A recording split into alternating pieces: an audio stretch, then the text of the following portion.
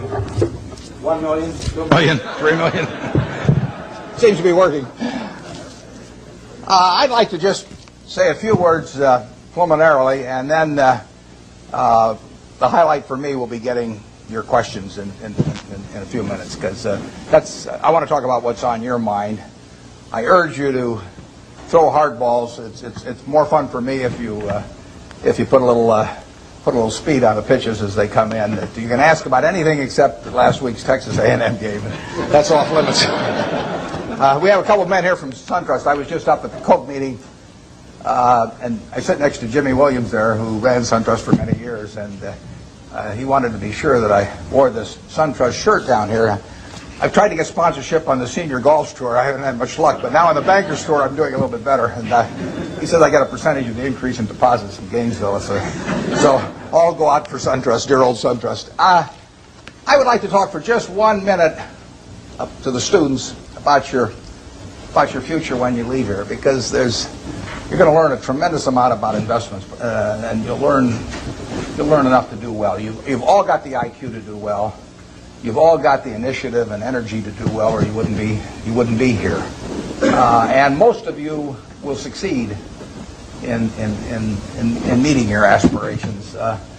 But in determining whether you succeed, there's more to it than intellect and energy. And I'd like to talk for just a second about that. In fact, there was a fellow that Pete Kiewit in Omaha used to say that he looked for 3 things in hiring people. Look for integrity, intelligence, and energy. And he said if that person didn't have the first 2, that the latter 2 would kill him. Because if they don't have integrity, you want them dumb and lazy. You don't want them smart and energetic. And I really like to talk about that first one, because we know you've got the second 2. And play along with me in a little game for just a second in terms of thinking about that question. You've all been here, I guess almost all of your second-year MBAs, and you've gotten to know your classmates. And think for a moment that I granted you the right to buy 10% of one of your classmates for the rest of his or her lifetime. Now you can't pick one with a rich father. That doesn't count. I mean, you've got to pick somebody who's going to do it on their own merit. And I gave you an hour to think about it. Which one are you going to pick among all your classmates as for the one you want to own 10% of for the rest of their lifetime? And are you going to give them an IQ test? Pick the one with the highest IQ? I doubt it. Are you going to pick the one with the best grades? I doubt it. You're not even going to pick the most energetic one necessarily. You're the one that displays the most initiative. But you're going to start looking for qualitative factors in addition to, because everybody's got enough brain there and enough energy. And I would say that if you thought about it for an hour and decided who you're going to place that bet on, you'd probably pick the one who you responded the best to, because the one that was going to have the leadership qualities, the one that was going to be able to get other people to carry out their interests. And that would be the person who was generous and honest and who gave credit to other people even for their own ideas, all kinds of qualities like that. And you could write down those qualities that you admire in this other person, whoever you admire most in the class. And then I would throw in a hooker. I would say as part of owning 10% of this person, you had to agree to go short 10% of somebody else in the class. That's more fun, isn't it? And you think, well, now who do I want to go short of? And again, you wouldn't pick the person with the lowest IQ you would start thinking about the person really who turned you off for one reason or another. I mean, they had various qualities, quite apart from their academic achievement, but they had various qualities. In the end, you didn't really want to be around them, and other people didn't want to be around them. And what were the qualities that lead to that? Well, there'd be a whole bunch of things, but it's the person who's egotistical, the person who's greedy, the person who's slightly dishonest, cuts corners, all of these qualities. And you could write those down on the right-hand side of the page. And when you look at that, I don't know which one I'm using. Can you hear me okay with this? Yeah, fine. Yeah. Your microphone on the side. Just get back up. What do I do with It just came loose. Oh, it just came loose. Okay. You can see why I avoid technology. Chewing gum is about as far as I get. As you looked at those qualities on the left and right-hand side, there's one interesting thing about them. It's not the ability to throw a football 60 yards. It's not the ability to run the 100-yard dash in 9.3. It's not being the best-looking person in the class. They're all qualities that if you really want to have the ones on the left-hand side, you can have them. I mean, they're qualities of behavior, temperament, character that are achievable. They're not forbidden to anybody in this group. And if you look at the qualities on the right-hand side, the ones that you find turn you off in other people, there's not a quality there that you have to have. If you have it, you can get rid of it, and you can get rid of it a lot easier at your age than you can at my age, because most behavior is habitual, and they say the chains of habit are too light to be felt until they're too heavy to be broken. And there's no question about it. I see people with these self-destructive behavior patterns at my age or even 10 or 20 years younger, and they really are entrapped by them. They go around and they do things that turn off other people right and left, and they don't need to be that way, but by a certain point they get so they can hardly change it. But at your age, you can have any habits, any patterns of behavior that you wish. It's simply a question of which you decide, and why not decide the ones that, I mean, if you like, Ben Graham did this, and Ben Franklin did it before him, but Ben Graham in his low teens looked around and he looked at the people he admired, and he said, you know, I want to be admired, so why don't I just behave like them? And he found there was nothing impossible about behaving like them. And similarly, he did the same thing on the reverse side in terms of getting rid of those qualities. So I would suggest that if you write those qualities down and think about them a little while and make them habitual, you will be the one that you want to buy 10% of when you get all through. And the beauty of it is you already own 100% and you're stuck with it. So you might as well be that person as somebody else. Well, that's a short little sermon. So let's get on to what you're interested in. And like I say, you can go all over the lot. So I don't know exactly how we're going to handle this, but let's start with a hand here someplace or other. Where do we go with the first one? Yeah, right here. Your thoughts about Japan? My thoughts about Japan? I'm not a macro guy. Now I say to myself, Berkshire Hathaway can borrow money for 10 years at 1% in Japan now. 1%. And I say to myself, gee, I took Graham's class 45 years ago, and I've been working hard at this thing all my life. Maybe I can earn more than 1%, you know, if I really work hard at it. 1% annually. It doesn't seem impossible, does it? So I wouldn't want to get involved in currency risk, so I'd have to do it in something that was yen denominated. So I have to be in Japanese real estate or a Japanese business or something of the sort, and all I have to do is beat 1%. And that's all the money's going to cost me, and I can get it for 10 years. So far, I haven't found anything.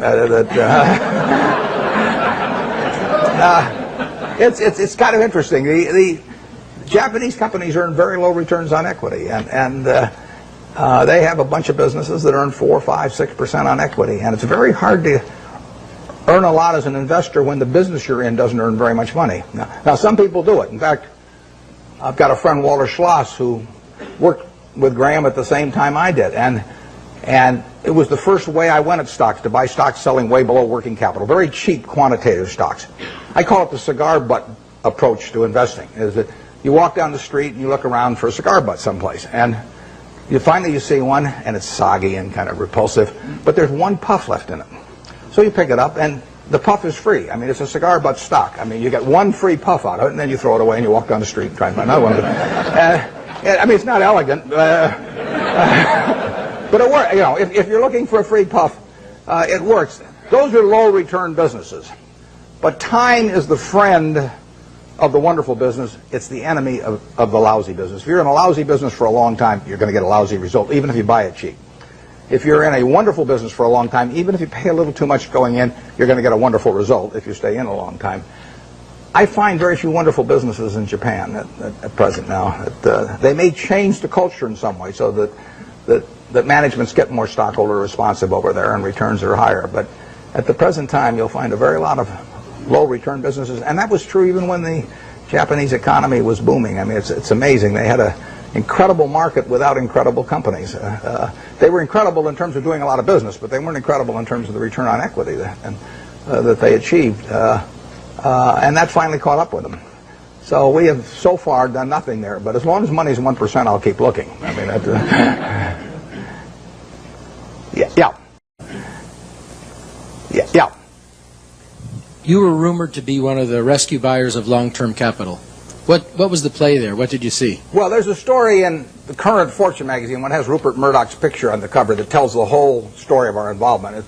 It's kind of an interesting story because It's a long story, so I won't go into all the background of it. But I got the really serious call about long-term capital probably 4 weeks ago this Friday, whenever it was. It was my granddaughter. I got it in mid-afternoon, and my granddaughter was having her birthday party that evening, and then I was flying that night to Seattle to go on a 12-day trip with Gates to Alaska in a private train, all kinds of things where I was really out of communication.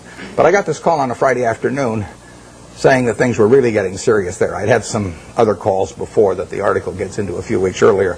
I know those people, most of them pretty well. So a lot of them were at Solomon when I was there.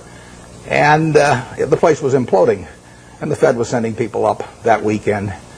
And so between that Friday and the following Wednesday, when the New York Fed, in effect, orchestrated a rescue effort, but without any federal money involved, I was quite active, but I was having this terrible time because we were sailing up through these canyons, which held no interest for me whatsoever, in Alaska, and the captain would say, if we just steer over here, we might see some bears and whales. And I said, steer where you get a good satellite connection, because I want. So it was. In fact, there's a picture, unfortunately, where I've got my Old Faithfuls going off behind me, and I've got my back to it. I'm on the phone, which was the people, the group thought it was kind of funny the way I was working the phone. But we put in a bid on Wednesday morning. By then I was in Bozeman, Montana, and I talked to Bill McDonough, the head of the New York Fed, about 10 o'clock. They were having a meeting of the bankers at 10 o'clock that morning in New York, and I caught him. We actually delivered a message to him. He called me out there in Wyoming a little bit before 10 New York time, and we made a bid. It was because it was being done at a long distance and everything. It was really the outline of a bid, but in the end, it was a bid for $250 million, essentially for the net assets of. But we would have put in $3.75 billion on top of that, and it would have been $3 billion from Berkshire Hathaway, $700 million from AIG, and $300 million from Goldman Sachs. And we submitted that, but we put a very short time fuse on it, because when you're bidding on $100 billion worth of securities that are moving around, you don't want to leave a fixed price bid out there very long. Plus, we were worried about it getting shopped. In the end, the bankers made the deal, and but it was an interesting period. The whole long-term capital management, and I hope most of you are familiar with it, but the whole story is really fascinating, because if you take John Merriweather and Eric Rosenfeld, Larry Hillenbrand, Greg Hawkins, Victor Agani, the two Nobel Prize winners, Merton and Scholes, if you take the 16 of them, they probably have as high an average IQ as any 16 people working together in one business in the country, including at Microsoft or wherever you want to name. So an incredible amount of intellect in that room. Now you combine that with the fact that those 16 had extensive experience in the field they were operating. I mean, this was not a bunch of guys who had made their money, selling men's clothing and then all of a sudden went into the securities business or anything. They'd had in aggregate, the 16 had probably had 350 or 400 years of experience doing exactly what they were doing. And then you throw in the third factor, that most of them had virtually all of their very substantial net worths in the business. So they had their own money up, hundreds and hundreds of millions of dollars of their own money up, super high intellect, working in a field they knew, and essentially they went broke. And that to me is absolutely fascinating. I mean, if I ever write a book, it's going to be called Why Smart People Do Dumb Things. My partner says it should be autobiographical, but this might be an interesting illustration. And these are perfectly decent guys. I respect them, and they helped me out when I had problems with Solomon, and so they're not bad people at all. But to make money they didn't have and didn't need, they risked what they did have and did need. And that's foolish. That is just plain foolish. It doesn't make any difference what your IQ is. If you risk something that is important to you for something that is unimportant to you, it just does not make any sense. I don't care whether the odds are 100 to 1 that you succeed or 1,000 to 1 that you succeed.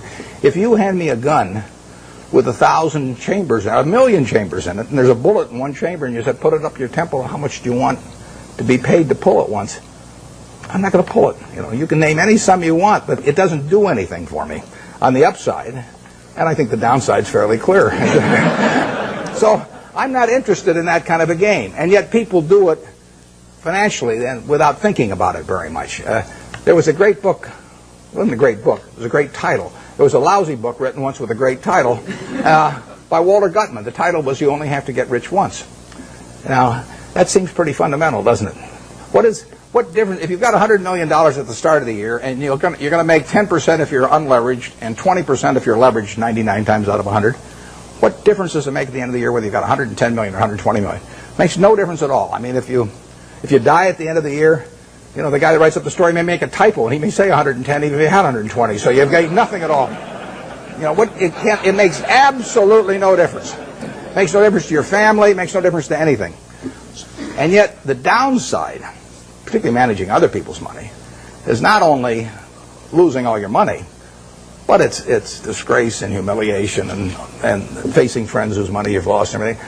I just can't imagine an equation that makes sense for. And yet 16 guys with very high IQs who are very decent people entered into that game. And, you know, I think it's madness. And it's produced by an over-reliance, to some extent, on things. You know, those guys would tell me back when I was at Solomon, you know, that a 6 Sigma event wouldn't touch us, or a 7 Sigma event. But they were wrong. I mean, their history does not tell you the probabilities of future financial things happening. And they had a great reliance on mathematics, and they felt that the beta of the stock told you something about the risk of the stock. It doesn't tell you a damn thing about the risk of the stock, in my view. And Sigmas do not tell you about the risk of going broke, in my view, and maybe in their view now too. But I don't like to even use them as an example, because they are. I mean, the same thing in a different way could happen to any of us, probably, where we really have a blind spot about something that's crucial because we know a whole lot about something else. It's like Henry Kaufman said the other day. He said the people that are going broke in this situation are just two types: the ones who knew nothing and the ones that knew everything. And it's sad in a way. I urge you, in anything. We never basically borrow money. I mean, we get float through our insurance business and to do things. But I never borrowed money. I never borrowed money when I had $10,000 basically, because what difference did it make? I was having fun as I went along, and it didn't make any difference whether I had $10,000 or $1 million or $10 million. You know, except if I had a medical emergency or something had come along like that. But I was going to do the same things when I had a lot of money as when I had very little money. You know, if you think about the difference between me and you in terms of how we live, you know, we wear the same clothes basically. SunTrust gives me mine, but you. So we wear the same clothes. We eat. You know, we all have a chance to drink the juice of the gods here. But we all go to McDonald's, or better yet, Dairy Queen, and we live in a house that's warm in winter and cool in summer, and we watch Nebraska, Texas. They had them on a big screen. You see it the same way I see it. We do everything. Our lives aren't that different. You know, you'll get decent medical care if something happens to you, and I'll get decent medical care. The only thing we do is we travel differently. You know, I ride around this little plane, and I love it. And that takes money. But if you leave that aside, we travel differently. But other than travel, you know, I think about it. Think what can I do that you can't do? Now, I get to work in a job that I love, but I've always worked in a job I loved. I loved it when I loved it just as much when it was a big deal if I made $1,000. And I urge you to work in jobs you love. I mean, I think you're out of your mind if you keep taking jobs that you don't like because you think it'll look good on your resume. I was with a fellow at Harvard the other day who was taking me over to talk, and he was 28, and he was telling me what he'd done in life, which was terrific. And then I said, "What are you going to do next?" And he said, after I get out my MBA, he says, "I think maybe I ought to go to work for a management consulting firm because it'll look good on my resume." And I said, "Wait a second, you've been 28, you've been doing all these things. I mean, you've got a resume that's 10 times as good as anybody I've ever seen it already." I said, "If you take another job you don't like, I said, isn't that a little like saving up sex for your old age? You know, I mean, there comes a time when you ought to just start doing what, you know, so I said, isn't that a little like saving up sex for your old age? You know, I mean, there comes a time when you ought to just start doing what, you know, so I think I got the point across to him. But you ought to take a job. When you get out here, take a job you love. Don't take a job that you think is going to look good on your resume. Take a job you love. You may change it later on, but you'll jump out of bed in the morning. I mean, when I got out of Columbia, the first thing I tried to go to work for Graham immediately. I offered to go to work for him for nothing. He said I was overpriced. But I kept pestering him. I went out to Omaha and I sold securities for 3 years, and I kept writing him and giving him ideas and doing all these things. Finally, I went to work for him for a couple of years, and it was a great experience. But I always really worked in a job. I worked in a job that I loved doing. And you should really take a job that if you were independently wealthy, you would take. That's the job to take, because that's the one that you're going to have great fun in. You'll learn something. You'll be excited about it, and you can't miss. You may go do something else later on, but you'll get way more out of it. And I don't care what the starting salary is or anything of the sort. I don't know how I got off on that, but there I am. So I do think that if you think you're going to be a lot happier if you've got 2x instead of x, you're probably making a mistake. I mean, you ought to find something you like that works with that, and you'll get in trouble if you think that making 10x or 20x is the answer to everything in life, because then you will do things like borrow money when you shouldn't, or maybe cut corners on things that your employer wants you to cut corners on. Or it just doesn't make any sense. You won't like it when you look back on it. Yeah. Would you talk to the students about the companies that you like? I don't mean names. I mean what makes the company something that you like. I like businesses I can understand. We'll start with that. That narrows it down about 90%. I mean, there's all kinds of things I don't understand, but fortunately, there's enough I do understand. And you got this big, wide world out there. Almost every company's publicly owned, so you got all American business practically available to you. Now, to start with, it doesn't make sense to go with things that you think you can understand, but you can understand some things. I can understand this. I mean, you can understand this. Anybody can understand this. I mean, this is a product that basically hasn't been changed much. They've added the cherry, but since 1886 or whatever it was, and it's a simple business. It's not an easy business. I don't want a business that's easy for competitors. So I want a business with a moat around it. I want a very valuable castle in the middle, and then I want the duke who's in charge of that castle to be honest and hardworking and able. And then I want a big moat around the castle, and that moat can be various things. The moat in a business like our auto insurance business at GEICO is low cost. I mean, people have to buy auto insurance, so everybody's going to have one auto insurance policy per car, basically, or per driver. And I can't sell them 20, but they have to buy one. What are they going to buy it on? They're going to buy it based on service and cost.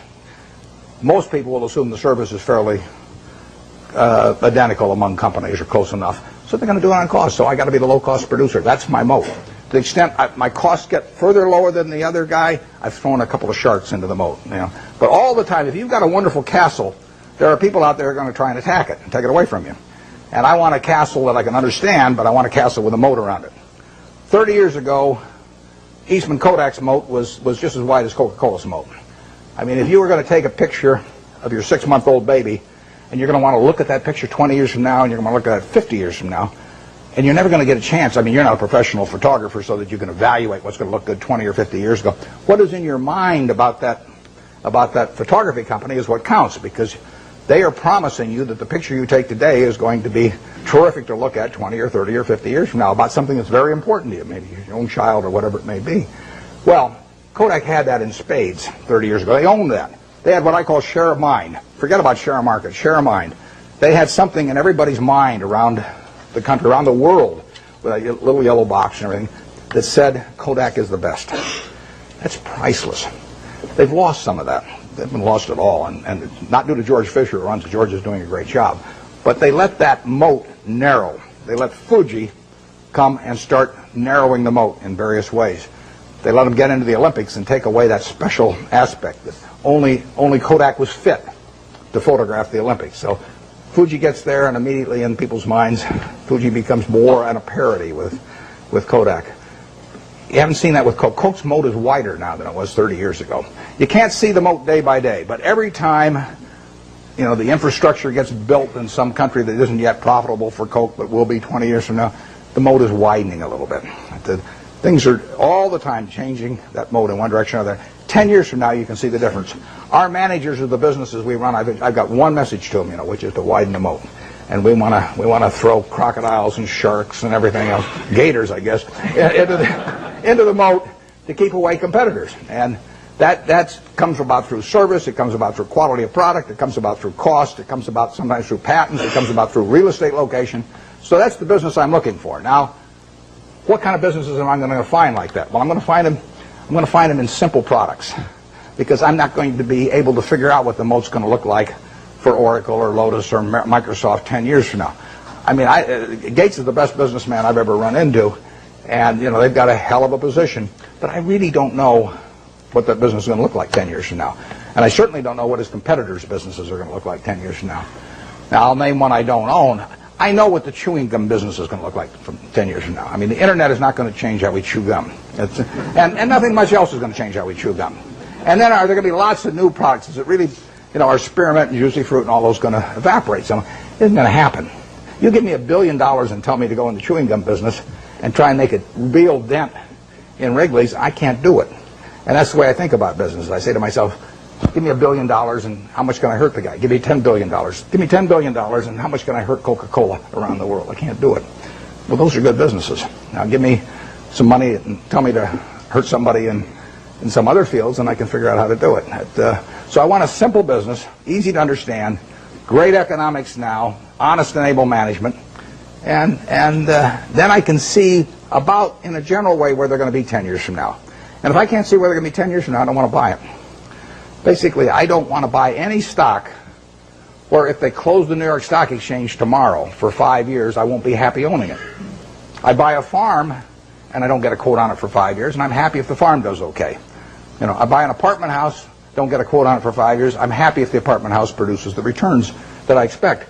But people buy a stock and they look at the price the next morning and they decide whether they're doing well or not doing well. It's crazy, because they're buying a piece of a business. That's what Graham, the most fundamental part of what he taught me. You're not buying a stock, you're buying a part ownership in a business. You will do well if the business does well, and if you didn't pay a totally silly price. And that's what it's all about. And you ought to buy businesses you understand. Just like if you're buying farms, you ought to buy farms you understand. It's not complicated. In calling this Graham Buffett, I mean, it's just pure Graham. I was very fortunate because I picked up a book when I was 19. I got interest in stocks when I was about 6 or 7, and I bought my first stock when I was 11, but I was playing around with all this stuff.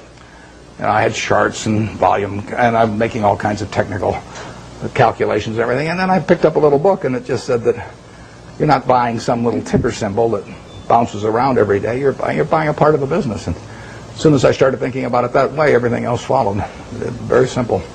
So we buy businesses we think we can understand. There's no one here that can't understand the Coca-Cola company. I would say there's no one here that can understand some new internet company. And I said at the annual meeting this year that if I were teaching a class in business school, on the final exam, I would pass out the information on an internet company and ask each student to value it. And anybody that gave me an answer, I'd flunk. I don't know how to do it. But people do it every day. I mean, it's more exciting. I mean, if you look at it like going to the races or something, that's a different thing. But if you're investing, I mean, investing is putting out money to be sure of getting more money back later, at an appropriate rate. And to do that, you have to understand what you're doing it in. I mean, you have to understand the business. And you can understand some businesses, but not all businesses. Yep. To do that, you have to understand what you're doing it in. I mean, you have to understand the business. And you can understand some businesses, but not all businesses. Yep. Warren, so you covered half of it, which is trying to understand a business and buying a business, but you also alluded to getting a return on the amount of capital you invest in the business as an investor. And that comes back to what are you paying for the business. How do you determine what you think is a fair price to pay for the business? It's a tough thing to decide, but I don't want to buy into any business I'm not terribly sure of. So if I'm terribly sure of it, it probably isn't going to offer incredible returns. I mean, why should something that is essentially a cinch to do well offer you 40% a year or something like that? So we don't have huge returns in mind, but we do have in mind never losing anything. And I mean, we bought See's Candy in 1972. See's Candy was then selling 16 million pounds of candy at $1.95 a pound, and it was making 2 bits a pound or $4 million pre-tax. We paid $25 million for it. took no capital to speak of. When we looked at that business, basically my partner Charlie and I really decided whether there was a little untapped pricing power there. In other words, whether that $1.95 box of candy could just as easily sell for $2 or $2.25. If it could sell for $2.25, another 30 cents a pound was $4.8 million on 16 million pounds, which on a 25 million purchase price was fine. We didn't do any, we've never hired a consultant in our lives. Our idea of consulting is go out and buy a box of candy, and eat it. But what we did know was that they had share of mind in California. I mean, there was something special. Every person in California had something in their mind about See's candy, and overwhelmingly it was favorable. They had taken a box, Valentine's Day and given it to some girl, and she'd kissed him.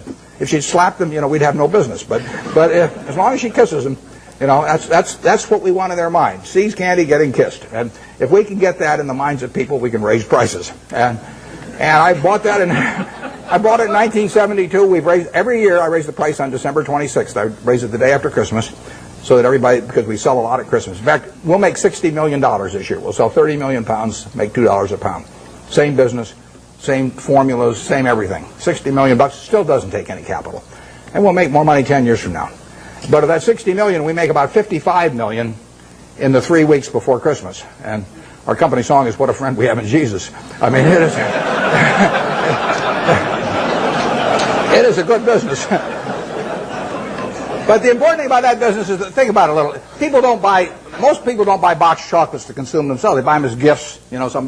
Somebody's birthday. More likely it's a holiday. It's Valentine's Day, single biggest day of the year. Christmas is the biggest season by far.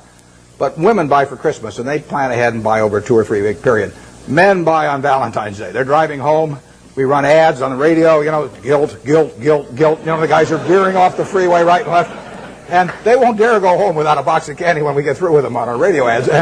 So that Valentine's Day is the biggest day.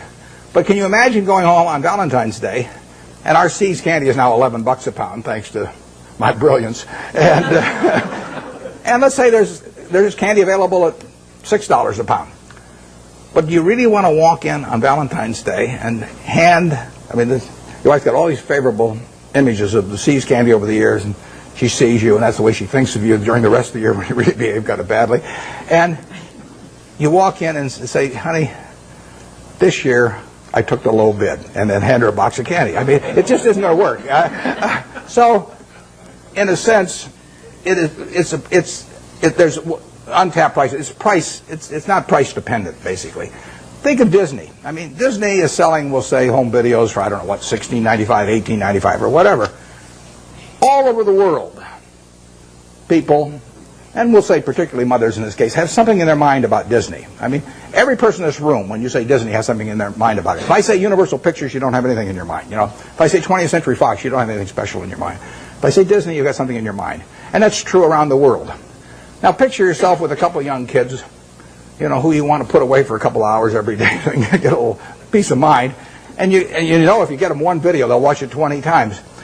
So you go to the video store or wherever you buy the video. Are you going to sit there and premiere, 10 different videos and watch them each for an hour and a half to decide which one your kid should watch? No. I mean, let's say there's one there for $16.95 and the Disney's there for $17.95. If you take the Disney video, you're going to be okay. So you buy it. And you don't have to make a quality decision on something that you don't want to spend the time to do. And so you can get a little bit more money if you're Disney, and you'll sell a lot more videos. It makes it a wonderful business. Makes it very tough for the other guy. How would you try to create a brand? DreamWorks is trying, but how would you try to create a brand that competes with Disney around the world and to replace the concept that people have in their minds about Disney with something that says Universal Pictures? So that the mother's going to walk in and pick out a Universal Pictures video in preference to a Disney. It's not going to happen. Coca-Cola is associated with people being happy around the world. We're every place they're happy. We're at Disney World or Disneyland. We're at the World Cup. We'll be at the Olympics. We're every place where people are happy. Happiness and Coke go together. Now, you give me, I don't care how much money, and tell me that I'm going to do that with RC Cola around the world and have 5 billion people that have a favorable image in their mind about RC Cola. It can't get done. And you can fool around with you can do anything you want to do. You can have price discounts on weekends and everything, but you're not going to touch it. And that's what you want to have in a business. That's the moat. And you want that moat to widen. And if you're See's Candy, you want to do everything in the world to make sure that the experience, basically, of giving that gift leads to a favorable reaction. That means what's in the box. It means the person that sells it to you, because all our business is done when we're terribly busy. I mean, people come in those weeks before Christmas or on Valentine's Day, and there are long lines. So at 5 o'clock in the afternoon, some woman is selling the last person the last box of candy, and that person's been waiting in line for maybe 20 or 30 customers. And if the salesperson smiles at that last customer, our moat is widened. And if she snarls at him, our moat is narrowed. We can't see it. It's going on every day. But that's the key to it. I mean, it's a total part of the product delivery is having everything associated with it, say, C's Candy and something pleasant happening. And that's what business is all about. Yep. Pleasant happening. And that's what business is all about. Yep. When purchasing a company, how much qualitative analysis do you do versus quantitative analysis? And have you ever bought a company where the numbers told you not to? Those are the best buys. The question is whether have I ever bought a company where the numbers told me not to, and how much is qualitative and how much is quantitative.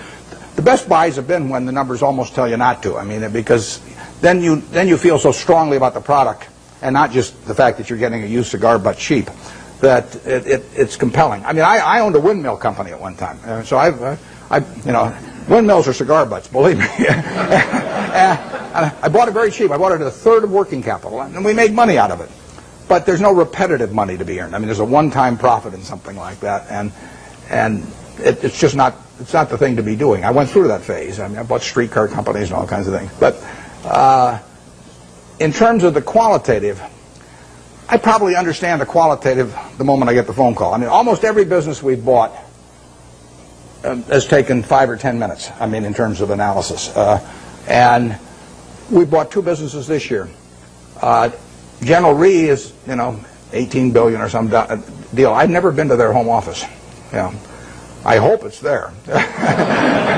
There could be just a few guys, and they say, well, what numbers shall we send Buffett this month? I can see him coming in once a month and saying, well, we'll just tell him we've got $20 billion in the bank this month instead of $18 billion or something. But I've never been there. And before I bought Executive Jet, which is fractional ownership of jets. And before I bought it, I'd never been there. I bought my family a quarter interest in the program 3 years earlier, and I'd seen the service and seen it develop well. And I got the numbers, but if you don't know enough to know about the business instantly, you won't know enough in a month or 2 months. I mean, you have to have sort of the background of understanding and knowing what you do understand and don't understand. And that is the key. It's defining what I call your circle of competence. And everybody's got a different circle of competence. The important thing is not how big the circle is. The important thing is staying inside the circle. And if that circle has only got 30 companies in it out of thousands on the big board, as long as you know which 30 they are, you're okay. And you should know those businesses well enough so that you don't need to do lots of work. Now, I did a lot of work in the earlier years just in getting familiar with businesses. And the way I would do that is I would go out and use what Phil Fisher called the scuttlebutt approach. I'd go out, I'd talk to customers, I'd talk to maybe ex-employees in some cases, I'd talk to suppliers, everybody. Every time I'd see somebody in an industry, let's say I was interested in the coal industry, I'd go around and see every coal company, and I'd ask every CEO, if you could only buy stock in one coal company that wasn't your own, which one would it be and why? And you piece those things together, and you learn a lot about the business after a while. And the funny thing is you get very similar answers as long as you ask about competitors. I'd say if you got a silver bullet, and you put it through the head of one competitor, which competitor and why? You'll find out who the best guy in the industry is in that case, or the one that's coming up. And there's a lot of things you can learn about a business. I've done that in the past on the businesses that I feel I could understand, so I don't have to do much of that anymore. It's a nice thing about investing is you don't have to learn anything very new. I mean, you can do it if you want to, but if you learned about Wrigley's chewing gum 40 years ago, you still understand Wrigley's chewing gum. There's not a lot of great insights to get or anything of the sort as you go along. So you do get a database in your head. I had a guy, Frank Rooney, who ran Melville for many years. His father-in-law died, owned a company called H.H. Brown, a shoe company. And he put it up with Goldman Sachs, but he was playing golf with a friend of mine here in Florida and mentioned to this friend, the guy said, why don't you call Warren? He called me at the end of the golf match, and in 5 minutes I basically had a deal. But I knew Frank, and I knew the kind of business. I sort of knew the basic economics of a shoe business, and so I could buy it. And quantitatively, I got to decide what the price is. But that's either yes or no. I mean, I don't fool around a lot with negotiations. So If they name a price that makes sense to me, I buy it. And if they don't, I was happy the day before, so I'll be happy the day after without owning it. Yeah. Coca-Cola just announced a drop in expectations in terms of future earnings and fourth quarter earnings. And in light of the fact that Coke has a lot of their profits coming in from outside the United States, how do you think the Asian crisis, so to speak, is going to affect Coke, and for that matter, the U.S. economy in general? The question is about the Asian crisis and how it affects a company like Coke that recently announced that the earnings, actually they just announced their third quarter earnings, but a few weeks ago they tipped people off that they were going to be lower in the fourth quarter and so on. Well, basically I love it, but because the market for Coca-Cola products is going to grow far faster over the next 20 years internationally than it will in the United States. It'll grow in the United States on a per capita basis, but it's going to grow faster elsewhere. So the fact that it's going to be a tough period for, who knows, 3 months or 3 years, but it won't be tough for 20 years. I mean, people are still going to, they're going to work productively around the world, and they're going to find that this is a bargain product in terms of the portion of their working day that they have to give up in order to have one of these, or better yet, 5 of them a day, like I do.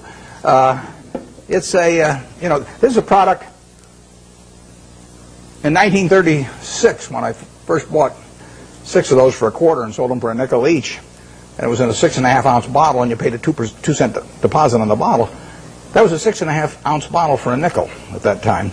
It's now a 12-ounce can, which if you buy it on weekends, or if you buy it in bigger quantities, so much money doesn't go to the packaging, I mean, you essentially can buy the 12 ounces for not much more than 20 cents. So you're paying not much more than twice the per ounce price of 1936. It is a product that's gotten cheaper and cheaper and cheaper in relative to people's earning power over the years, and which people love. In 200 countries, you have the per capita use going up every year for a product that's over 100 years old, and that dominates the market. I mean, it's unbelievable. One thing that people don't understand is one of the things that makes this product, this is worth tens and tens of billions of dollars, is one simple fact about really all colas, but we'll call it Coca-Cola for the moment. It happens to be a name I like. Cola has no taste memory. You can drink one of these at 9 o'clock, 11 o'clock, 3 o'clock in the afternoon, 5 o'clock. The one at 5 o'clock will taste just as good to you as the one you drank early in the morning. You can't do that with cream soda, root beer, orange, grape, you name it. All of those things accumulate on you. Most foods and beverages accumulate on you. You get sick of them after a while. And if you eat, I mean, we get these people who go to work for us that seize candy, and we tell them they eat all the candy they want. And the first day they go crazy. But after a week, they're eating about the same amount they'd eat if they were buying it, because chocolate accumulates on, everything accumulates on. There is no taste memory to cola. And that means that you get people around the world that are heavy users that'll drink 5 a day, or Diet Coke, maybe 7 or 8 a day, or something of the sort. They'll never do that with other products. So you get this incredible per capita consumption. The average person in this part of the world, well, maybe a little north of here, drinks about 64 ounces of liquid a day. And you can have all 64 ounces of that be Coke, and you will not get fed up with Coke if you like it to start with, in the least. But if you do that with almost anything else, if you eat just one product all day, you'll get a little sick of it after a while. And it's a huge factor. So that today, over 1 billion 8-ounce servings of Coca-Cola products will be sold in the world. And that will grow year by year. It'll grow in every country, virtually. And it'll grow on a per capita basis. And 20 years from now, it'll grow in a lot faster internationally than in the U.S. So I really like that market better, because there is more growth there over time.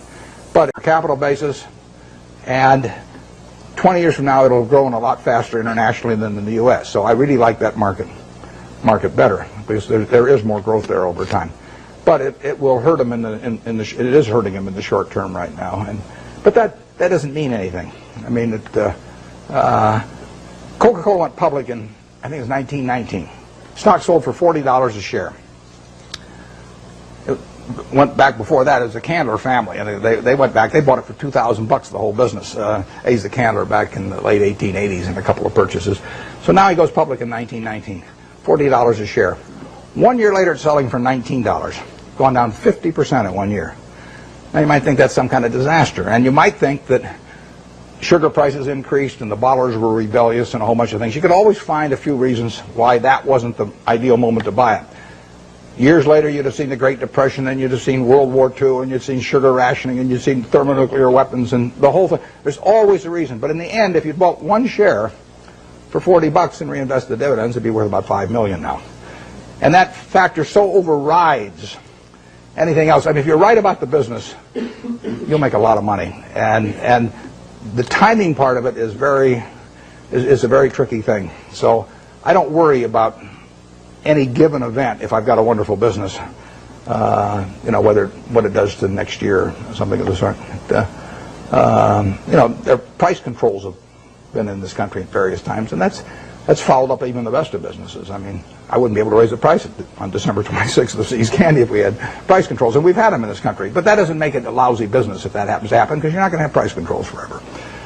We had them in the early 70s. So the wonderful business. You can figure out what will happen. You can't figure out when it will happen. You don't want to focus too much on when. You want to focus on what. If you're right about what, you don't have to worry about when very much. Is there an area I'm missing back there any place? Or I just want to make sure I'm not focusing all of them on one place. Let me get this gentleman over here. Most human mistakes, but the most successful of those will learn lessons from those mistakes and use them later. What investment mistakes have you made or that you feel that you made, and how can you use those lessons? The question is about my business mistakes. How much time do you have? Well, the interesting thing about the mistakes is that in investments, at least for me and for my partner Charlie Munger, the biggest mistakes have not been mistakes of commission, they've been mistakes of omission. They're where we knew enough about the business to do something, and for one reason or another, we sat there sucking our thumbs instead of doing something. And so we've passed up things where we could have made billions and billions of dollars from things we understood. Forget about things we don't understand. In fact, I could make billions out of Microsoft. Doesn't mean anything because I never understand Microsoft. But if I can make billions out of healthcare stocks, then I should make it, and I didn't. When the Clinton healthcare program was proposed and they all went in the tank, we should have made a ton of money out of that because I could understand it, and I didn't make it. I should have made a ton of money out of Fannie Mae back in the mid-'80s because I understood it and I didn't do it. Those are billion-dollar mistakes or multi-billion-dollar mistakes that generally accepted accounting principles don't pick up. The mistakes you see, we made I made a mistake buying U.S. Air Preferred some years ago. I mean, I had a lot of money around. I make mistakes when I get cash. Charlie tells me to go to a bar instead. Don't hang around the office. But I hang around the office and I got money in my pocket and I do something dumb. And it happens every time. So I bought this thing. Nobody made me buy it. I now have a 800 number I call every time I think about buying stock in an airline, and they talk me down. They say, I say, well, I'm worn, I'm an airaholic, and then the guy says, keep talking, don't hang up, and don't do anything rash. And finally, I get over it. But I bought it, and it looked like we were going to lose all our money in that, and we came very close to losing all our money, and you can say we deserved to lose all our money. And we bought it because it was an attractive security, but it was not in an attractive business. I did the same thing with Solomon. I bought an attractive security in a business that I wouldn't have bought the equity in. So you can say that that's one form of mistake, buying something because you like the terms when you don't like the business that well. And I've done that in the past and probably do it again. The bigger mistakes, though, are the ones of omission. I did back when I had the $10,000. I put $2,000 of it into a Sinclair service station, which I lost. So my opportunity cost on that's about $6 billion right now. Fairly big mistake. Yeah, it makes me feel good when Berkshire goes down then because the cost of my Sinclair station goes down too. My 20% opportunity cost. But I will say this: you talk about learning from mistakes. I really believe it's better to learn from other people's mistakes as much as possible. But we don't spend any time looking back at Berkshire. I've got a partner, Charlie Munger. We've been pals for 40 years. We've never had an argument. We disagree on things a lot, but we don't have arguments about it, and we never look back. We just figure there's so much to look forward to that there's just no sense thinking about what we might have. It just doesn't make any difference. I mean, you can only live life forward, and you can learn something perhaps from the mistakes, but the big thing to do is stick with the businesses you understand. And So if there's a generic mistake of getting outside of your circle of competence and buying something because somebody tips you on it or something of the sort in an area you don't know anything about, I mean, you should learn something from that, which is that you stay with what you can figure out yourself.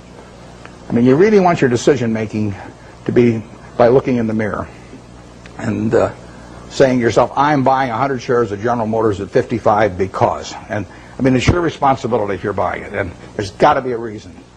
And if you can't state the reason, you shouldn't buy it. If it's because somebody told you about it at a cocktail party, not good enough. I mean, it's got to be something. It can't be because the volume, the chart looks good on it or anything like that. It's got to be a reason you'd buy the business, and we stick to pretty carefully. That's one of the things Ben Graham taught me. Yeah.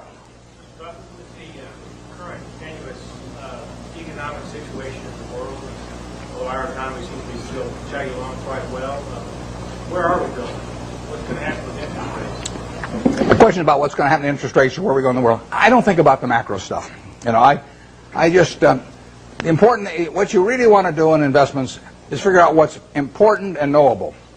If it's unimportant or unknowable, you forget about it. What you talk about is important, but in my view, it's not knowable. Understanding Coca-Cola is knowable, or Wrigley, or Eastman Kodak, or anything. I mean, you can understand those businesses. That's knowable. And whether it turns out to be important depends on where your valuation leads you and the current price and all of that. But we have never either bought a business or not bought a business because of any macro feeling of any kind. We don't read things about predictions about interest rates or business or anything like that because it doesn't make any difference. I mean, let's say in 1972 when we bought See's Candy, I think maybe Nixon put on the price controls a little bit later. Let's say we'd seen that, but so what? We'd have missed a chance to buy something for $25 million that's earning $60 million pre-tax now. I mean, we don't want to pass up the chance to do something intelligent because of some prediction about something that we're no good on it anyway. So we just don't read or listen to or do anything in relation to macro factors at all, zero. And the typical investment counseling organization goes out and they bring out their economist, they trot him out, and he gives you this big macro picture, and then they start working from there on down. In our view, that's nonsense. And if Alan Greenspan was on one side of me and Bob Rubin on the other side, they were both whispering in my ear exactly what they're going to do the next 12 months. It wouldn't make any difference to me in what I pay for executive jet or general reinsurance or anything else I do. Yeah.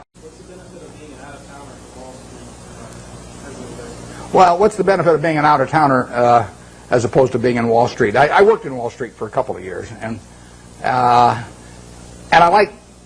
I've got my best friends actually, and I'm on both coasts, and I like seeing them, and I get ideas when I go there. But the best way to think about investments is to be in a room with no one else and just think. And if that doesn't work, nothing else is going to work. And the disadvantage of being in any kind of a market-type environment in Wall Street would be the extreme is that you get overstimulated. You think you have to do something every day.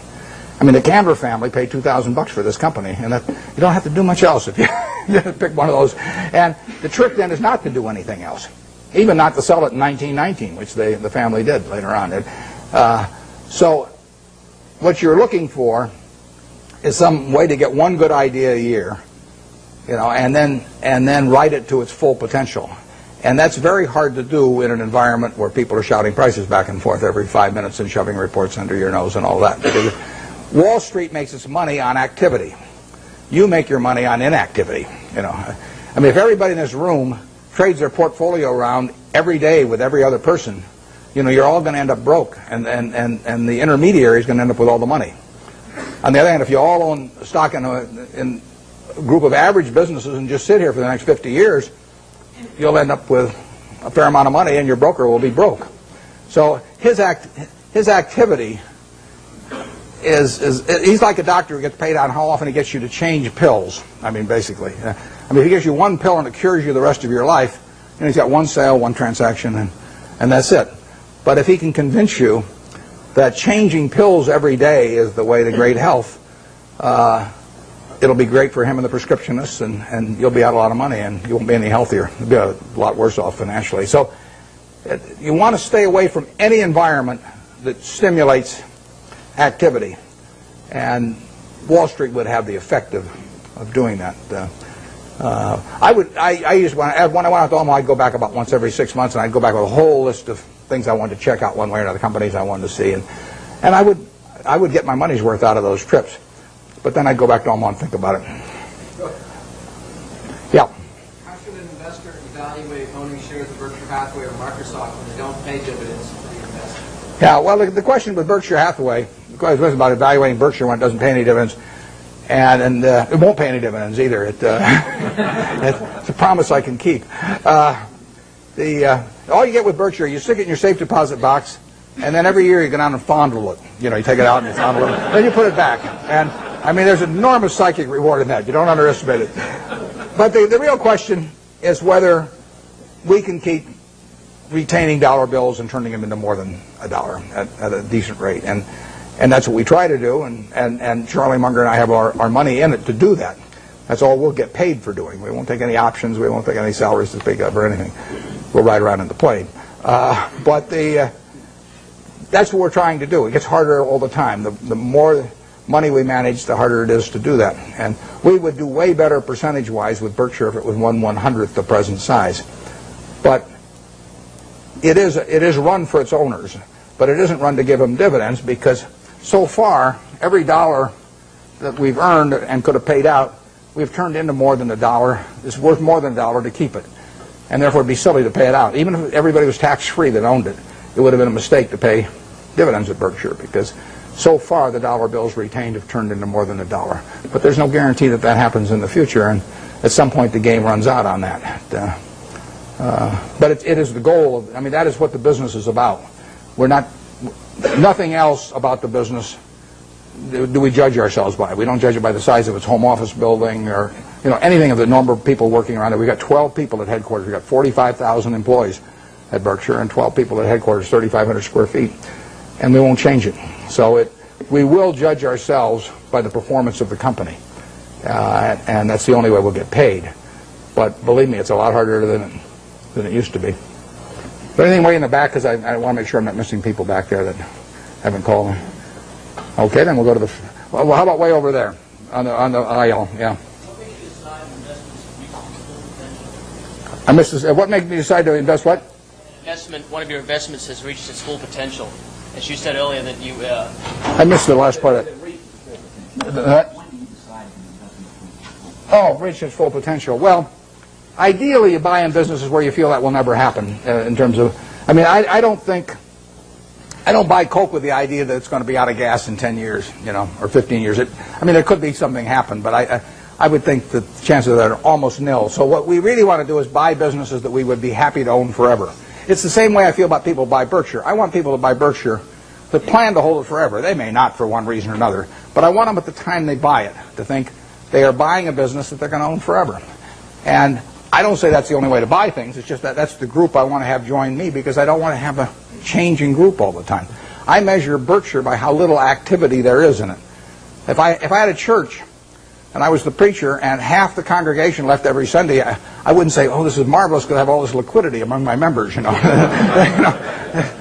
There's terrific turnover, you know.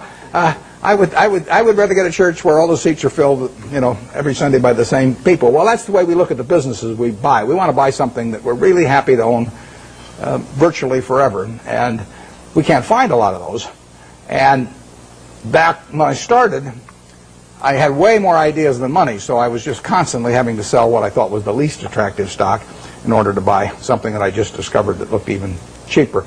But that's not our problem really now. And so we hope we're buying businesses that we're just as happy with 5 years from now as now. And if we ever found some huge acquisition, you know, then we'd have to sell something maybe to make that acquisition. But that would be a very pleasant problem to have. We never buy something with a price target in mind. I mean, we never buy something at 30 saying if it goes to 40 we'll sell it, or 50 or 60 or 100. We just don't do it that way any more than when we buy a private business like See's Candy for $25 million. We don't say to ourselves, if we ever got an offer of $50 million for this business, we'd sell it. That's just not the way to look at a business. The way to look at a business is this going to keep producing more and more and more money over time? And if the answer to that is yes, you don't need to ask any more questions. Yeah, way back there. Those same principles in mind, what was the motivation for taking a piece of Solomon and similarly long-term capital? And how did you come up with the valuation? Well, Solomon, like I said, I went into that because it was a 9% security in 1987, September 1987. The Dow was up 35% that year. We'd sold a lot of stuff, and I had a lot of money around. It looked to me like we were never going to get a chance to do anything. So I took an attractive security form in a business I would never buy the common stock of. And I went in because of that, and I think that's generally a mistake. It worked out okay finally on that, but it's not what I should have been doing. I either should have waited, in which case I could have bought more Coca-Cola a year later or thereabouts, or I should have even bought Coke at the prices it was selling at then, even though it was selling at a pretty good price at the time. So that was a mistake. On long-term capital, we have learned other businesses that are associated with securities over the years. And, I mean, one of them is arbitrage. I've done arbitrage for 45 years, and Graham did it for probably 30 years before that. And that's a business, unfortunately, I have to be near a phone for, and I have to really run out of the office myself because it requires being more sort of market attuned, and I don't want to do that anymore. So unless a really big arbitrage situation came along that I understood, I won't be doing much of that. But I've probably been in 300 arbitrage situations at least in my life, maybe more. And it was a good business, perfectly good business. Long-term capital has a bunch of positions. They got tons of positions, but the top 10 are probably 90% of the money that's at risk. And I know something about those 10 positions. I don't know everything about them by a long shot, but I know enough where I would feel okay at a big discount going in, and we would have the staying power to hold it out. We might lose money on something like that, but the odds are with us. That's a game that I understand. There's a few other positions we have that aren't that big because they can't get that big, but they could involve yield curve relationships or on the run, off the run governments or things like that are just things you learn over time if you're around securities markets. They're not the base of our business. Probably on average, they've accounted for 0.5 percentage point of our return a year, or 3/4 of a percentage point a year of our return. They're little pluses, get that big, but they could involve yield curve relationships or on the run, off the run governments or things like that are just things you learn over time if you're around securities markets. They're not the base of our business. Probably on average, they've accounted for 0.5 percentage point of our return a year, or 3/4 of a percentage point a year of our return. They're little pluses that you get for actually having just been around a long time and learning a little bit about it. Not the first arbitrage I did, but one of the first arbitrages I did involved a company where they were offering cocoa beans in exchange for their stock. That was in 1955. And I bought the stock, turned in the stock, got warehouse certificates for cocoa beans, and they happened to be a different type. They were trading in the New York Cocoa Exchange, but there was a basis differential in my favor, and I sold them. I mean, that's just something that I was around at the time, so I learned about. Hasn't been a cocoa bean deal since. 40-odd years. I've been waiting for another cocoa bean deal. I haven't seen it, but it's there in my memory if it ever comes along. And that long-term capital is that on a big scale. Yep.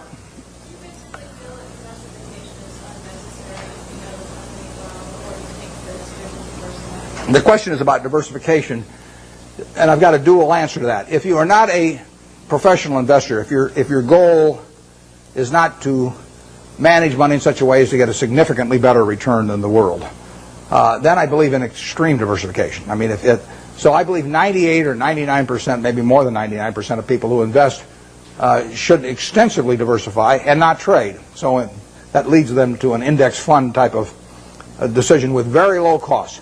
Because all they're going to do is own a part of America. And they made a decision that owning a part of America is worthwhile. I don't quarrel with that at all. That is the way they should approach it, unless they want to bring an intensity to the game to make a decision and start evaluating businesses. But once you're in the business of evaluating businesses, and you decide that you're going to bring the effort and intensity and time involved to get that job done, then I think that diversification is a terrible mistake to any degree. And I got asked that question when I was at SunTrust the other day. And if you really know businesses, you probably shouldn't own more than 6 of them. I mean, if you can identify 6 wonderful businesses, that is all the diversification you need, and you're going to make a lot of money. And I will guarantee you that going into a 7th one is going to, rather than putting more money in your first one, it's got to be a terrible mistake. Very few people have gotten rich on their 7th best idea. But a lot of people got rich on their best idea. So I would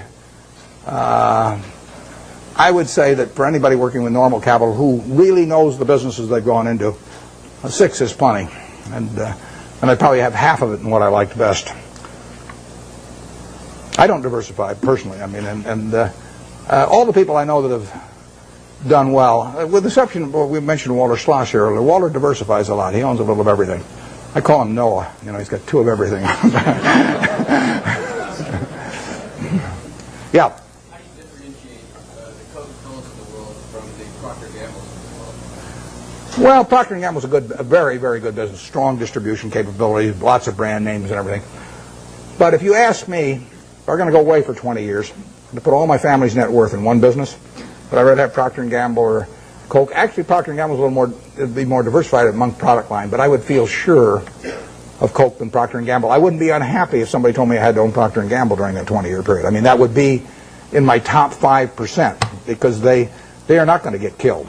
But I would feel better about the unit growth and the pricing power of a Coke over 20 or 30 years than I would about a Procter & Gamble. Right now, the pricing power might be tough, but you think of a billion servings a day, an extra penny, $10 million a day. We own 8% of it. That's $800,000 a day for Berkshire Hathaway. You get another penny out of the stuff. Doesn't seem impossible, does it? I mean, it's worth another penny. It doesn't. Right now, it'd be a mistake to try and get it in most markets. But over time, Coke will make more per serving than it does now. 20 years from now, I'll guarantee it'll make more per serving. They'll be selling a whole lot more servings. I don't know how many. I don't know how much more, but I know that. P&G's main products, I don't think they have the kind of dominance, and they don't have the kind of unit growth. But they're good businesses. I would not be unhappy if you told me that I had to put my family's net worth in P&G, and that was the only stock I could own. I would, I might prefer some other names, but there aren't 100 other names I would prefer. Yeah. On that same model, what about McDonald's? Would you go away 20 years on that? McDonald's, the question's about McDonald's and going away for 20 years. McDonald's has got a lot of things going for it, and particularly abroad again. I mean, their position abroad in many countries is stronger relatively than here. It's a tougher business over time. People do not want to eat, exception to the kids when they're giving away Beanie Babies or something, people do not want to eat at McDonald's every day. I mean, if people are drinking Coke today, if they drink 5 of them today, they'll probably drink 5 tomorrow. The fast food business is tougher than that. But if you had to pick one hand to have in the fast food business, which is going to be a huge business worldwide, you'd pick McDonald's. I mean, it has the strongest position. It doesn't win taste tests, with adults. It does very well with children, and it does fine with adults. But it is not like it's a clear winner. And it's gotten into the game in recent years of being more price promotional, and you remember the experiment a year ago or so, and so it's gotten more dependent on that rather than just selling the product by itself. I like a product by itself sells. I feel better about Gillette if people buy the Mach 3 because they like the Mach 3 than if they get a Beanie Baby with it. So I just think it's fundamentally a stronger product if that's the case, and it probably is. We own a lot of Gillette, and you can sleep pretty well at night if you think of a couple billion men with their hair growing on their faces. You go to, it's growing all night while you sleep, and women have 2 legs. It's even better. So it beats counting sheep. And those are the kind of business. But if you think, what promotion am I going to put out there against Burger King next month? And what if they sign up Disney and I don't get Disney? And I mean, that is, I like the products that stand alone, absent promotional or price appeals, although you can build a very good business based on that. And McDonald's is a terrific business. It's not as good a business as Coke, but there really are hardly any. It's a very good business. And if you bet on one company in that field, aside from Dairy Queen, of course, you might bet on McDonald's. We bought Dairy Queen here a while back. That's why I'm plugging it shamelessly here. Yeah, way back there. What do I think of what? The electric utility industry. Well, I've thought about that a lot because you can put big money in it, and and I've even thought of buying entire businesses. There's a fellow in Omaha actually that's done a little of that through Cal Energy, but I don't quite understand the game in terms of how it's going to develop with deregulation. I mean, I can see how it destroys a lot of value for the high-cost producer, once they're not protected by a monopoly territory. And I don't for sure see who benefits and how much. I mean, obviously the guy with very low-cost power, some guy's got hydropower, at 2 cents a kilowatt or something like that, has got a huge advantage. But how much of that he's going to get to keep and everything, or how extensively he can send that outside his natural territory, I haven't been able to figure that out so that I really think I know what the industry is going to look like in 10 years. But it is something I think about, and if I ever develop any insights, that call for action, I'll develop, I will act on it. Because I think I can understand the attractiveness of the product, and it's all of that, all the aspects of certainty, of user need, and the fact that it's a bargain and all of that. I understand. I just don't understand who's going to make the money in it 10 years from now, and that keeps me away. Yeah. Do you think that the market has favored the large cap blue chip stocks over the small cap stocks over the next couple of years? The question is large caps versus small caps, and why large caps overperform. I don't know the answer to that. We don't think we don't care whether companies large cap, giant cap, middle cap, small cap, micro cap. It doesn't make any difference. I mean, the only question to us is, can we understand the business? Do we like the people running it? And does it sell for a price that is attractive? From my personal standpoint, running Berkshire now, because we've got pro forma for Gen Re, I don't know what we have, maybe 75 or 80 billion dollars to invest, and I only want to invest in about 5 things. So I'm really limited to very big companies. But if I were investing $100,000, I wouldn't care whether something was large cap or small cap or anything. I would just look for businesses I understood. Now, I think that on balance, large cap companies as businesses have done extraordinarily well the last 10 years, and way better than people anticipated they would do. I mean, you really have American business earning close to 20% on equity, and that's something nobody dreamed of, and that's being produced by very large companies in aggregate. So you've had this huge revaluation upward because of lower interest rates, and then much higher returns on capital. And if American business is really a bond, disguised bond that earns 20%, has a 20% coupon, it's much better than if it's a bond with a 13% coupon. And that's happened with big companies in recent years. Whether it's permanent or not is another question. I'm skeptical of that, but I don't. I wouldn't even think about, except for questions of how much money we run. I wouldn't even think about the size of the business. A good small See's Candy was a $25 million business when we bought it. I mean, if I could find one just like it now, even as big as we are, I'd love to buy it. It's the certainty of it that counts. Yeah, way over there. You mentioned earlier that in buying stock, almost every company is public. And one thing until the last 5 years, real estate has been primarily private. We're now seeing a great securitization of real estate. And what is your insight into the industry? Yeah, you're talking about real estate equity. There's been securitization, enormous securitization of the debt, too, of real estate. And that is one of the items right now that is really clogging up the capital markets. I mean, the mortgage-backed securities they're just not moving in commercial mortgage-backed, not residential mortgage-backed, and so that's. But I think you're directing your question at equities probably, and the equities. If you leave out, the corporate form has been a lousy way to own equities. I mean, you've interjected a corporate income tax into something that people individually have been able to own with a single tax, and by having the normal corporate form, you get a double taxation in there you really don't need with real estate, and it takes away too much of the return. REITs have, in effect, created a conduit so that you don't get the double taxation, but they also generally have fairly high operating expenses. And if you get real estate, let's just say you can buy fairly simple types of real estate on an 8% yield or thereabouts, and you take away maybe close to 1 or 1 and maybe even 1.5% by the time you count stock options and everything. It's not a terribly attractive way to own it. Maybe the only way a guy with $1,000 or $5,000 can own it. But if you have $1 million, or $2 $10 million, you're better off owning the real estate properties yourself and sticking some intermediary in between that will get a sizable piece of the return for himself. So we have found very little in that field. You'll see an announcement in the next couple of weeks that may belie what I'm telling you here on one thing. So I don't want you to think I was double-crossing you up here. But generally speaking, we've seen very, very little in that field that gets us excited.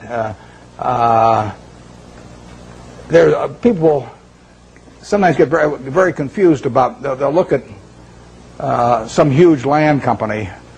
I'll take one that won't evoke any emotional reactions on the part of anybody, like Texas Pacific Land Trust, which has been around over 100 years and got a couple million acres in Texas. And they'll take they'll sell 1% of their land every year, and they'll take that as applying to everything and come up with some huge value compared to the market value. But that's nonsense if you really own the property. I mean, you can't move. You can't move 50% of the properties or 20% of the properties. It's way worse than an illiquid stock. So you get these. I think you get some very silly valuations placed on a lot of real estate companies by people that don't really understand what it's like to own one and try to move large quantities of property.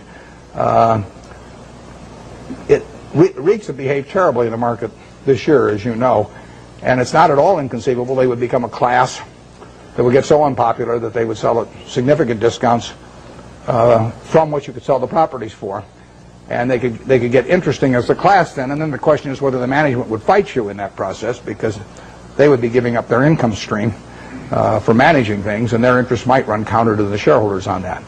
I've always wondered about the REITs that say, our assets are so wonderful and they're so cheap, and then they go out and sell stock. I mean, there's a contradiction in that. If they say our stock at 28 is very cheap, and then they sell a lot of stock at 28 less an underwriting commission, it doesn't. There's a disconnect there, and so. But it's a field we look at. I mean, Charlie and I can understand real estate, and we would be open for very big transactions periodically. And if there was a long-term capital management situation and translated to real estate, we would be open to that. The trouble is, so many other people would be too, that it would be unlikely to go at a price that would really get us excited.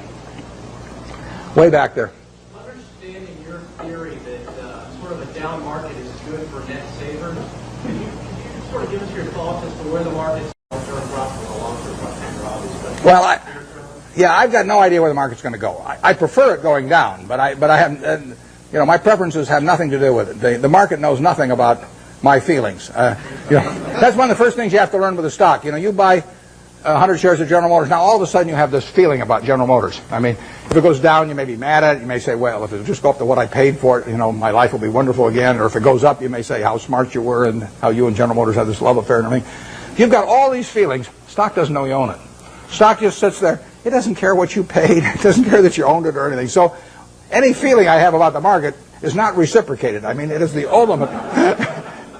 It is very cold shoulder we're talking about here. And anybody that is going to be a net saver, practically everybody in this room is more likely to be a net buyer of stocks over the next 10 years than they are a net seller. So every one of you should prefer lower prices.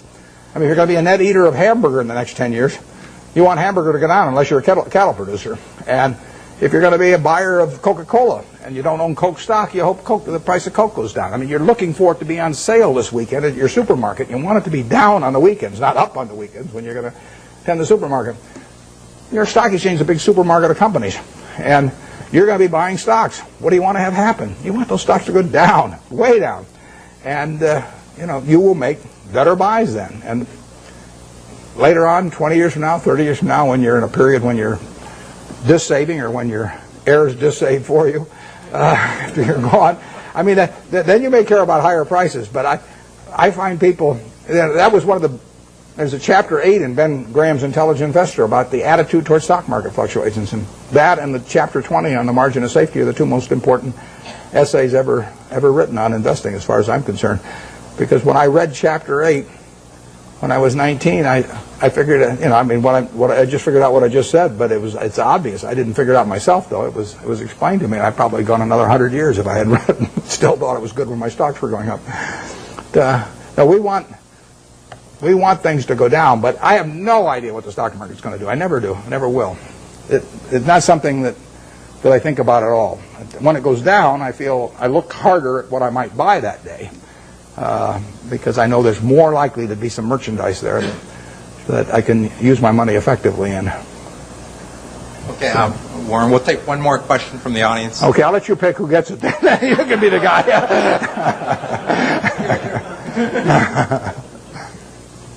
What's the question? Okay, right back there. If you live it again, starting your life again, then what would you like to do to have a happier life? Yeah, I would say, and this is going to sound disgusting. The question is, what would I do if I were going to live over again and have a happier life? Well, the only thing I might do is select a gene pool where people live to be 120 or something that I came from. But I've been extraordinarily lucky. I mean, I use this example. I'll take a minute or two because I think it's worth thinking about a little bit. Let's just assume that it was 24 hours before you were born, and a genie came to you, and he said, Herb, you look very promising, and I've got a big problem. I've got to design the world in which you're going to live. And he says, I've decided, the hell with it, it's too tough. You design it. So you've got 24 hours. You figure out what the social rules should be, the economic rules, the governmental rules, and you're going to live under those, and your kids are going to live under them, and their kids are going to live under. And you say, I can design anything? And Genie says, yeah, you can do it. And you say, well, there must be a catch. He says, well, there is a catch. You don't know whether you're going to be born black or white, rich or poor, male or female, infirm or able-bodied, bright or retarded. All you know is you're going to take one ball out of a barrel that's got 5.8 billion. You're going to participate in what I call the ovarian lottery. You're going to get one ball out of there. And that is the most important thing that's ever going to happen to you in your life, because that is going to control whether you're born here or in Afghanistan, or whether you're born with an IQ of 130 or an IQ of 70. It's going to determine a whole lot. And you're going to go out of the world and you're going to have that ball. Now, what kind of a world do you want to design? Well, I think that's a good way to look at social questions, because not knowing which ball you're going to get, you're going to want a ball that you're going to want design a system that's going to produce lots of goods and services, because you're going to want people on balance to live well. And you're going to want it that produces more and more, so your kids live better than you do and your grandchildren live better than the kids. But you're also going to want a system that, if it does produce lots of goods and services, does not leave behind a person that accidentally got the wrong ball and is not well wired for this particular system. See, I'm ideally wired for the system I fell into here. I mean, I came out and I got something that enables me to allocate capital. You know, nothing so wonderful about that. If all of us were stranded on a desert island, you know, we all landed there and we're never going to get off of it, you know, the most valuable person would be the one that could raise the most rice, you know, over time. And you know, I could say, well, I can allocate capital. How about paying meal? And you wouldn't get very excited about that. So I am in the right place. I mean, Gates says if I'd been born, you know, a few million years ago, I'd been some animal's lunch. You know, he says you can't run very fast, you can't climb trees, you can't do anything. You've just been chewed up in the first day. So he says you're lucky you were born today, and I am. But the question, getting back, one question you can ask yourself, incidentally, is here is this barrel with 5.8 billion balls. Everybody in the world. If you could put your ball back, and then they took out at random 100 other balls, and you had to pick one of those, would you put your ball back in? Now, those 100 balls that you're going to get out, roughly 5 of them will be American. So there's 95 versus 5. So you're only going to have 5 balls. If you want to be in this country, you're only going to have 5 balls now left. You know, half of them are going to be women, half of them are going to be men. I'll let you all decide how you vote on that one. Half of them are going to be below average intelligence, half are going to be above. I mean, do you want to put your ball back? Most of you, I think, will not want to put that ball back to get 100. So what you're saying is, I'm in the luckiest 1% of the world right now, sitting in this room, top 1% of the world. Well, that's the way I feel. I mean, I've been lucky to be born where I was, because it was 50-1 against me in the United States when I was born. Lucky with parents, lucky with all kinds of things, and then lucky to be wired in a way that in a market economy pays off like crazy for me. Doesn't pay off for somebody who's absolutely as good a citizen as I am, you know, leading Boy Scout troops, teaching Sunday school, whatever, raising fine families, but it just doesn't happen to be wired in the same way I am. So I've been extremely lucky, so I would like to be lucky again. And if I'm lucky, then the way to do it is to play out that game and do something you enjoy, all your life, and be associated with people you like. I only work with people I like. I don't. If I could make $100 million by buying a business with some guy that caused my stomach to churn, I'd say no, because I say that's just like marrying for money, which probably isn't a very good idea in any circumstances. But if you're already rich, it's crazy, right? So, I am not going to marry for money. So I would really do almost exactly what I've done, except I don't think I'd have bought the U.S. Air. Thanks.